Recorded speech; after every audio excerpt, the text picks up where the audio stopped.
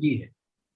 देखिए, PM care fund के पैसों से ऑक्सीजन के सेंटर्स बनाए जाने चाहिए, हम इससे सहमत हैं, इसमें दो राय हो ही नहीं सकती। पर आप याद करिए, मार्च अप्रैल 2020 में भी प्रधानमंत्री कार्यालय ने यही घोषणा की थी।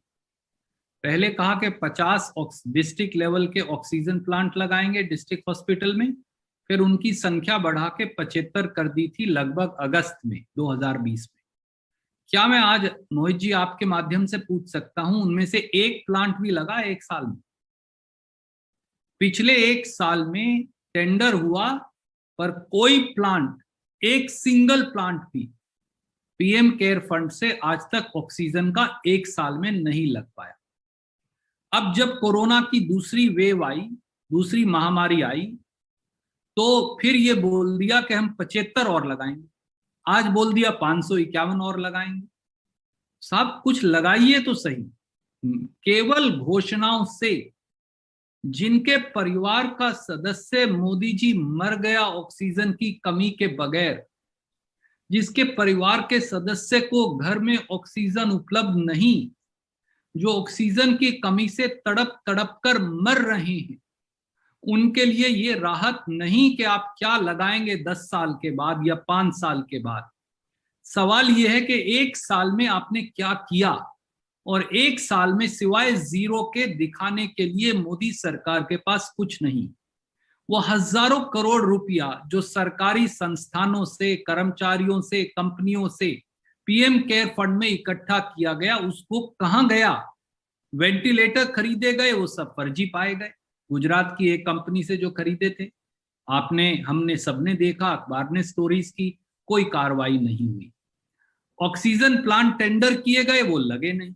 अब आप कह रहे हैं 500 और लगाएंगे, कृपया लगाइए, परंतु ऑक्सीजन उपलब्ध करवाइए। किसी का बेटा, किसी की बेटी, किसी की माँ, बाप, बच्चा जब ऑक्सीजन की कमी से मर जाता है तो कितनी तकलीफ होती है, शायद सरकार में बैठे हुक्मरानों को इसका आइडिया नहीं। Thank you sir. 1 मई से 18 से 45 साल के लोगों के लिए टीकाकरण की व्यवस्था में लगे। हमारी सरकारों ने दोनों सीरम मैन्युफैक्चरर से, सीरम इंस्टीट्यूट ऑफ इंडिया और भारत बायोटेक, उनसे संपर्क किया है और हम एडवांस पैसा भी जमा करवाने को तैयार हैं। आपने देखा कि छत्तीसगढ़ की कांग्रेस सरकार ने 18 से 45 साल के लोगों के टीके की जिम्मेवारी स्वयं ले ली। हमारी झारखंड की सांची कांग्रेस की सरकार ने भी ये जिम्मेवारी स्वयं ले ली।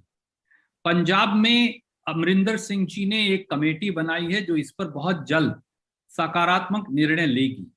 राजस्थान भी ऐसा सकारात्मक निर्णय लेने की ओर अग्रसर है, परंतु टीका उपलब्ध करवाने की जिम्मेवारी भारत सरकार की है, मोदी सरकार की है।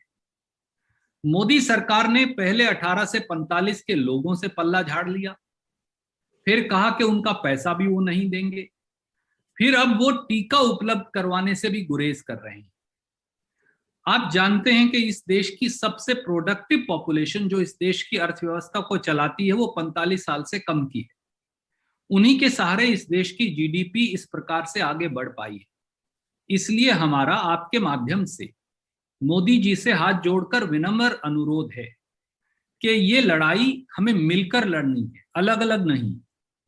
और अगर ये लड़ाई मिलकर लड़नी है तो प्रांतीय सरकारें अगर खुद के पैसे से 45 साल और उससे कम की आयु के नौजवान लोगों का टीकाकरण करना चाहते हैं, तो वो टीका उपलब्ध करवाना कम से कम उन रेट्स पर जो डिस्क्रिमिनेटरी रेट्स हैं, जो बिल्कुल नाजायज हैं, जो गलत हैं, जो भ्रामक हैं, जो पैसा और मुनाफाखोरी वाले हैं, कम से कम उस रेट पे तो हमें टीका उपलब्ध करवा दें।